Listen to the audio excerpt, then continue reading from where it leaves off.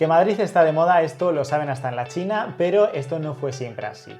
Antes, para muchos, reinaba Barcelona, al menos en lo que a foco internacional se refiere. Tú preguntabas por España en cualquier sitio y te hablaban de Barcelona. Hay muchísimas variables mediante las que podemos comparar dos ciudades y hoy nos vamos a centrar en un aspecto muy concreto que es el paisaje urbano. Antes de ver el vídeo me gustaría que me contestaras, ¿Madrid o Barcelona? ¿Qué ciudad te parece más atractiva en cuanto a paisaje urbano? Déjamelo en comentarios. He de decir que yo soy de Madrid, pero pues sí que en los últimos meses, en el último año sobre todo, me ha tocado viajar bastante a Barcelona por trabajo y aunque ya la conocía de antes, pues el hecho de volver recurrentemente me ha servido para entender mejor su paisaje urbano. Muchas veces tendemos a reducir una ciudad a los puntos turísticos más importantes y es cierto que Barcelona con el modernismo tiene un punto muy fuerte y más concretamente con la obra de Gaudí, pero este vídeo no va tanto de eso, sino más bien del resto de edificios, de la gran masa construida que al final es la que hace ciudad y que al margen de esos cuatro monumentos, cuatro estrellitas brillantes que son los principales monumentos, pues acaba dando una imagen a la ciudad. Como os decía, cada vez que voy por Barcelona hay algo que me sorprende y no es solo la calidad arquitectónica, que también, sino lo respetadas que están las fachadas. En general están limpias, no hay cerramientos, que esto es súper importante para respetar el ritmo de la fachada, no se ven excesivos aparatos de aire acondicionado y buscando dónde estaba el origen de todo esto, pues di con una campaña que se llevó a cabo hace ya muchos años en Barcelona y que explica muy bien este fenómeno. La clave está en una iniciativa que transformó la ciudad condal, que fue la campaña Barcelona Ponte Guapa. Yo no había ni nacido el 11 de diciembre de 1985, cuando el Ayuntamiento de Barcelona lanzó una campaña bastante ambiciosa para limpiar la cara de los edificios y cambiar la imagen de la ciudad. En aquel momento la ciudad pues tenía una imagen más oscura, bastante gris, más descuidada y además también daba la espalda al mar, que es un poco lo que pasaba en Madrid con el río y con la M30.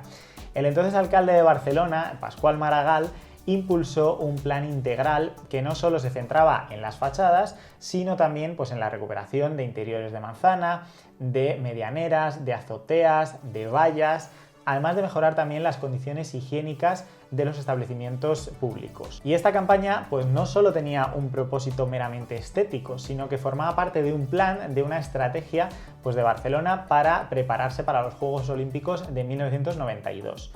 La ciudad quería proyectar una imagen renovada de ciudad moderna al mundo y pues la mejora de su paisaje urbano era clave en esta transformación. Para crear una identidad de marca en la ciudad, se eligió el nombre de Barcelona Ponte Guapa y se realizó una gran campaña de comunicación pues con rostros populares de la época. De hecho, yo diría que fue una de las campañas municipales más exitosas de nuestro país. Tanto que al principio hubo quejas por utilizar la palabra guapa que no era catalana y al final acabaron incorporándola al diccionario en 1994. La iniciativa tuvo un éxito sin precedentes, de hecho de los más de 74.000 edificios residenciales de Barcelona de la época se realizaron cerca de 60.000 intervenciones, se ofrecieron también subvenciones para limpiar, para rehabilitar fachadas, pero también se consiguió financiación de empresas privadas que colaboraban en la restauración pues, de monumentos, de fuentes y de edificios emblemáticos a cambio de visibilidad publicitaria. Y un ejemplo concreto de esto, de esta colaboración público-privada, fue la restauración de la Casa Milà de Gaudí, que tiene una fachada de piedra calcárea y que fue limpiada con un sistema innovador para la época que era la microabrasión y que fue costeado por una entidad financiera. También se restauró, por ejemplo, el Arco de Triunfo de Barcelona con una ayuda de unos grandes almacenes que aportaron 112 millones de pesetas de la época, o una empresa multinacional española financió con 325 millones de pesetas la restauración y la modernización de las fuentes públicas de la ciudad. Pero la campaña no se quedó aquí, sino que también promovió acciones para embellecer espacios privados con subvenciones de entre el 20 y el 40% para jardines interiores, terrazas y balcones ajardinados. En general, este programa le dio un lustre a la ciudad que todavía pervive a día de hoy. De hecho, hubo otro programa derivado de esto que fue Taxi Ponte Guapo y que incentivó también la modernización de la flota de taxis. Barcelona en general tiene una muy buena arquitectura en esos edificios de viviendas pues que no necesariamente tendrían por qué ser algo del otro mundo como pasa en muchas ciudades. El nivel a mi juicio es bastante bueno y esto no solo tiene que ver con los arquitectos, que también, pero también tiene que ver con los urbanistas. Al final, el urbanismo es el que pone las reglas de juego a los arquitectos, porque son los que dividen las parcelas, dicen hasta qué altura se puede construir, con qué te tienes que alinear o retranquear, y un sinfín de reglas pues, que acaban haciendo que la ciudad sea tal y como es. Y el paisaje urbano es clave en la percepción de una ciudad. No es solo cuestión de edificios bonitos, sino de armonía visual y de tener una coherencia estética. Porque un entorno cuidado mejora la calidad de vida, atrae también el turismo y revaloriza el patrimonio de la ciudad. De hecho, hay estudios urbanísticos que indican que la calidad visual de una ciudad influye en la sensación de seguridad y de bienestar de sus habitantes. Estoy hablando, por supuesto, de la Barcelona de otra época. Ya sé que ahora mismo pues, no es la ciudad más segura del mundo, pero por otros temas. Y en general, ciudades con un alto nivel de mantenimiento urbano suelen ser más atractivas para la inversión inmobiliaria y comercial, que eso sí que podemos decir que ahora mismo es algo que está pasando en Madrid. Yo que soy de Madrid siempre me he preguntado por qué a la gente que viene le gusta la ciudad. O sea, siempre he pensado que si yo viniera a Madrid como turista probablemente no me encantaría, quizá porque pues no tenemos esa imagen de postal como tan reconocible. Sin embargo, es cierto que Madrid tiene otras fortalezas y yo creo que las ves cuando vives aquí y descubres cuántos Madrid hay y la vida que tiene la ciudad. Sin embargo, si hablamos de paisaje urbano, quitando el centro histórico, en Madrid encontramos barrios donde las viviendas valen millones de euros, pero las fachadas son bastante cutres. Podemos encontrarnos con cerramientos de diferentes materiales, de diferentes colores, aires acondicionados en cualquier parte y en definitiva pues una falta de uniformidad absoluta. Esto solo en un mismo edificio, en una misma fachada. A diferencia de Barcelona, Madrid no ha impulsado nunca una campaña específica de embellecimiento urbano de esta magnitud. Quién sabe si a lo mejor es porque no hemos tenido nunca unos Juegos Olímpicos. Existen algunas ayudas, eso sí, para la rehabilitación, pero siempre están más enfocadas en la eficiencia energética que en la estética. Como ejemplo, os pongo estos edificios del Paseo de la Castellana que, aparte de no ser especialmente atractivos, son un verdadero caos visual, porque cada vecino pues, ha hecho prácticamente lo que le ha dado la gana y el resultado pues ya lo veis. Y lo mismo pasa si nos vamos, por ejemplo, a otra zona, que es el Paseo de La Habana, otra zona donde una vivienda pues te cuesta más de 1 millón de euros tranquilamente y tenemos muchísimos edificios así.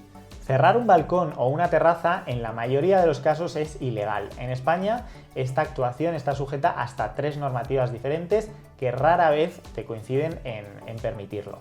En primer lugar, lo que llaman la Ley de Fachadas, que se le llama así pero es una normativa recogida en la Ley de Propiedad Horizontal, considera que cerrar un balcón o una terraza supone una alteración de la fachada, que es un elemento común y que por tanto condiciona la imagen global del edificio. Por eso, para hacerlo, pues lo suyo es tener un proyecto de unificación de fachada. Para realizar un cambio de tal magnitud, pues es necesario obtener el consentimiento de la comunidad de propietarios, por lo que no es una decisión únicamente personal. En segundo lugar están las ordenanzas municipales, que también regulan estas cuestiones estéticas. En Barcelona, por ejemplo, pues se prohíben los cerramientos de balcones y de terrazas en cualquier circunstancia, y la ordenanza de Madrid, por el contrario, pues es un poco más permisiva y establece varias condiciones estéticas para llevar a cabo este tipo de modificaciones en las fachadas. Y por último, pues también están los estatutos de la comunidad, que en muchos casos también regulan sobre esto. Es un tema bastante complicado, diría yo, porque está claro que cerrar terrazas es un auténtico crimen estético para la ciudad y una afrenta contra la arquitectura, contra el arte y contra la razón.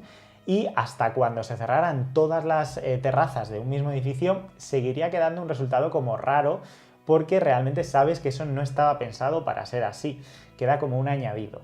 Pero, por otra parte, el prohibirlo también es una actitud un poco autoritaria y que deja de lado la realidad. Y es que a muchas viviendas les viene bien esos metros cuadrados extra o han mejorado respecto a ruidos, pues porque una terraza en una vía súper transitada por coches quizá no es el lugar más agradable. No sé qué pensáis vosotros, si preferís tener la libertad de cerrar vuestra terraza y usar ese espacio como consideréis, o preferís la armonía visual en la ciudad. Os leo en comentarios. Yo creo que ahora que Madrid está tan de moda, debería pensar quizá en dar un paso adelante en este sentido, y es que tenemos una cantidad de normativa absolutamente desproporcionada para cualquier cosa que quieras hacer, y luego vemos que el resultado es bastante mejorable. ¿Eso quiere decir que haga falta más normativa y regular más? Pues yo creo que no. considero que lo que hay que hacer es replantearse cuáles son los objetivos, cuáles son las prioridades y que la normativa lo favorezca. Y que al otro lado de esa normativa, pues en lugar de haber solo burócratas aplicándola de forma estricta y a veces hasta extremos ridículos, pues haya personas con cierta sensibilidad, capaz de entender a la iniciativa privada y a la par también de establecer un marco saludable con el que trabajar. De hecho, ya habéis visto que el éxito de la campaña de Barcelona Ponte Guapa residió en parte en esa colaboración público-privada. En general es cierto que los edificios protegidos por patrimonio cada día son más, pero esto no es necesariamente bueno porque ellos van ampliando el catálogo y esto implica una serie de requisitos si vas a actuar en ellos. Básicamente, las actuaciones están más restringidas y en muchos casos tienes que pasar por la CEPAN, que es la Comisión para la Protección del Patrimonio aquí en Madrid, y esto hace que muchas veces quieran revisar hasta la última coma de un proyecto o que simplemente por los plazos ridículos de respuesta acaban generando meses y meses de retraso en las obras que al final las costea el cliente. Y sin embargo, luego tenemos silencio administrativo en estos crímenes estéticos, en otros edificios que al final ocupan más porcentaje de la ciudad y del paisaje urbano, y a la vez tenemos también una normativa tan estricta que los edificios de obra nueva acaban siendo todos iguales y sin ningún atisbo de personalidad. Que no es solo por esto, pero en parte sí. Os dejo por aquí un vídeo donde hablé justo de eso. Yo creo que en general esto es fruto de legislar a través de la imposición en lugar de jugar con los incentivos. Al final quien construye mayoritariamente es el sector privado. De hecho, incluso cuando está promovido por el sector público, acaba construyéndolo el sector privado.